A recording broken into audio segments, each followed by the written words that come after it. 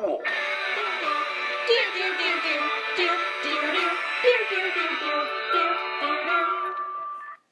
We all know the scramble for Africa, but what happened when the Europeans left? One thing's for sure, it did not go well. Africa wasn't ready. Feuding tribes that were kept in check by the Europeans started fighting again. In some areas, Africans still had almost no rights compared to the white population. Golly gee, Sophie, do you have any examples? Why, yes, Carmen, I do. Have you ever heard of Rwanda? Of course I have. So, Rwanda is located here, and during the late 1900s, there were two primary tribes, the Hutus and the Tutsis. Tootsie Rolls? Carmen, you ignorant sea cucumber, let me finish. So the Hutu were the majority and the Tutsi were the minority. However, the Belgians favored the Tutsis. But if the Hutus were the majority, why weren't they in charge? Carmen, you were thinking just like the Tutsi did. When the Belgians left Rwanda abruptly and Rwanda gained its independence in 1962, the Hutu started revolting against the Tutsi. 800,000 were violently killed. I think I heard that a lot of Hutus were sent as refugees to Zaire. You heard right, Grasshopper.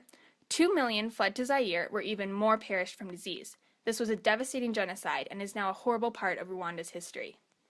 All right, now it's my time to shine. Carmen, I'm not sure if I can trust you with this subject. No, really, I got this. So, South Africa won its independence from Great Britain in 1931.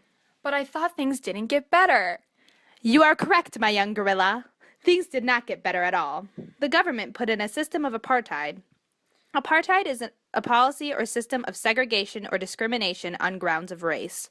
But I heard that 80% of the population was black. This is true, but the white people were still given the best jobs, homes, and farmland. The black population was segregated into black slums in the worst parts of the country. But alas, there was a light that shone through the darkness of bitter discrimination. And that light was Nelson Mandela. He became the leader of the African National Congress and was determined to abolish the apartheid. Unfortunately, Mandela was arrested in 1964. He was sentenced to life imprisonment. He once said, "I will not leave South Africa, nor will I surrender. Only through hardship, sacrifice, and militant action can freedom be won. The struggle is my life. I will continue fighting for freedom until the end of my days." And Mandela did indeed keep fighting.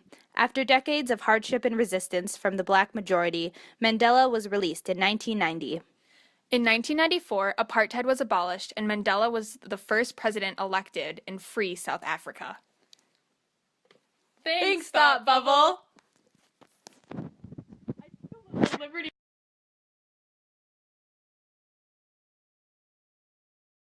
Created using Powtoon.